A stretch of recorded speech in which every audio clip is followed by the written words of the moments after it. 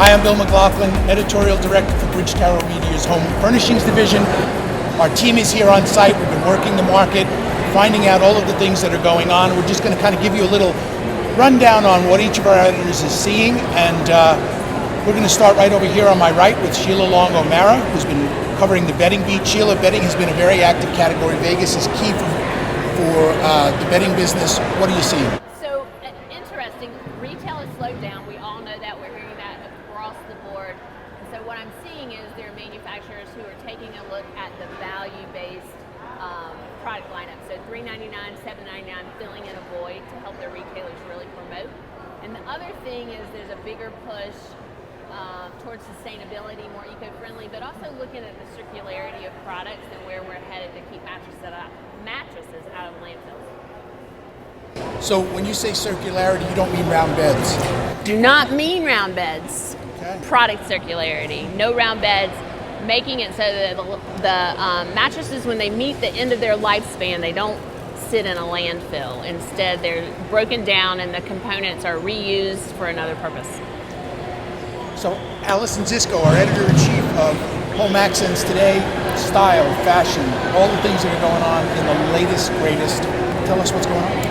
Right, so from a trend perspective, I think it's interesting to see the evolution of coastal. I mean, coastal's been around forever, it's not new, we all know that, right? But in some areas we're seeing more sophisticated coastal, we're seeing the black colorway being introduced, but then at the same time you've got the whole coastal grandma trend, which I think Cindy and you and I have talked about. What I think you have a different perspective on coastal and coastal grandma and what it means for the industry.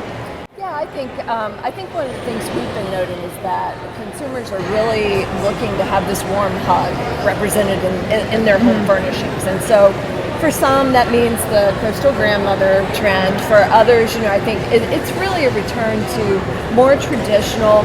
We're hearing over and over again that minimalism is, not the thing that it once was, and that people are putting more and more into their homes. And I think that just comes from that, from wanting to feel comfortable in their home, safe and secure after the past 2 years. So Andrea, all the way down there on the end, from the Designers Today perspective, had a little chance to walk around. What are you seeing that's intriguing to the design community? Yeah, I'm seeing continuing to see natural materials, and even materials that are just look natural. Maybe they're lighter or more cost effective, but with colors. Allison mentioned black, right? You mentioned black. I've seen a lot of black, especially like in lighting, a lot of black finishes. But also I'm seeing white, a lot of like white in decor, especially matte white, and a lot of matte finishes as well. White is really very strong, and some people think it's just because of these last 2 years, you need something to kind of pick up your mood in the home, and white kind of brightens your decor. I'm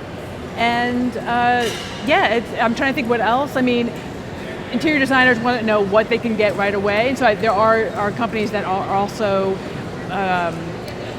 doing things that you can get stuff within 2 weeks. I've seen a few companies at the market that are offering programs where you can get stuff within a few weeks instead of waiting around. So I think that's obviously very important too, because people don't want to wait when they want to refresh their homes now. Well, see, there's a little very, very brief overview of all of the things. If you are not here in market, that's what you're missing.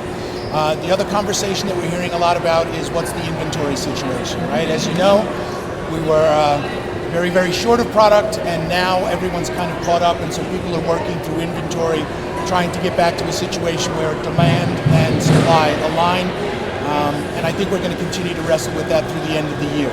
So we hope you enjoyed listening to what our team has to say. For more coverage, tune into all of our publications.